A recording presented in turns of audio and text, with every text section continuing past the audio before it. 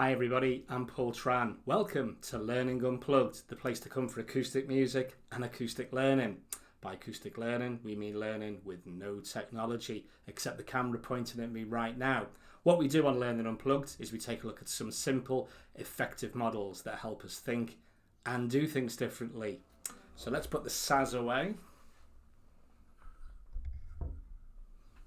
Today we're going to take a look at a model which helps us think about the sources of power that we have.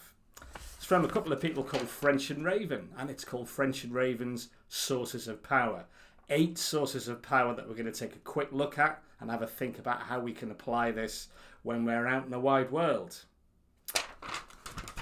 So let's start off with the first source of power, which is what French and Raven call reward power. And this is when we have the power, the ability to reward or praise people for their behaviour or for their performance. The big key with this one is to be really specific about what you're rewarding or praising for. And that just makes the connection between our reward and what they actually did. And it makes it a lot more clear. So that's reward power.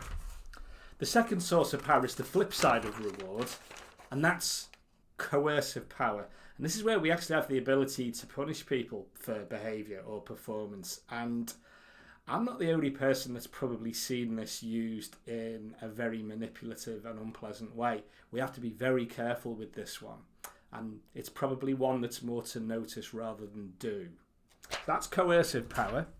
The third source of power from French and Raven is what they call legitimate power.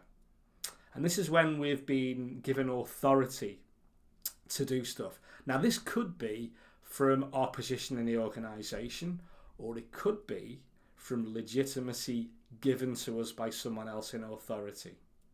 There's another side to this too. I've seen health and safety people close down buildings because their legitimate power says the building's unsafe. So that's legitimate power.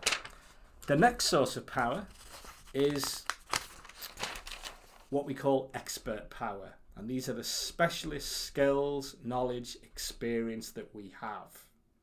And people will call us in because of it. And that's a level of power that we have that others may not. So again, use this one carefully too.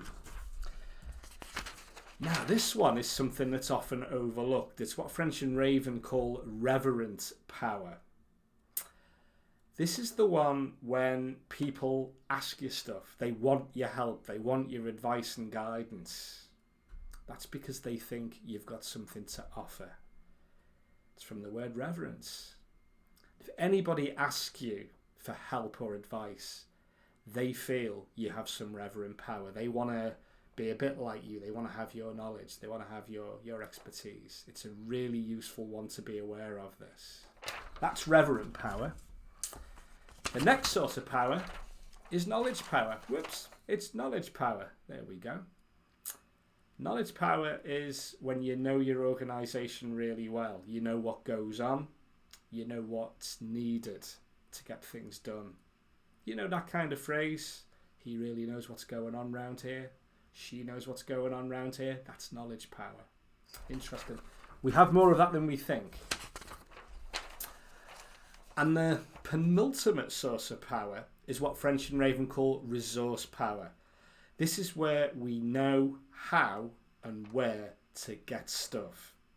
And this could be materials, it could be time, it could be people. And if we know where to get things, we're valuable. So that's a nice source of power to be aware of too. And the final source of power French and Raven talk about is network power. And this is one for those of us who are very well connected, not just within our organisation, but with suppliers, with consumers, with third parties, or maybe with governing or regulatory bodies.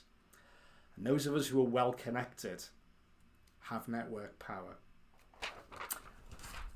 So that's 8 sources of power from French and Raven. If you ever think you haven't got any power, have you got reward power, coercive power, legitimate power, expert power, reverent power, knowledge power, resource power, or network power? Use them all for good. Sometimes you can use 2 or more in one situation. It's worth playing around and having to think about which sources of power you have in any given situation. It's usually more than you think. So have a go with the 8 sources of power. Let me know how you get on in the comments below. And if you want to have a look at more Learning Unplugged, you'll find them on the website www.ptps.co.uk, or you can take a look at the YouTube channel, which is Paul Tran Trainer. Enjoy playing with the 8 sources of power, and I'll see you soon on the next Learning Unplugged.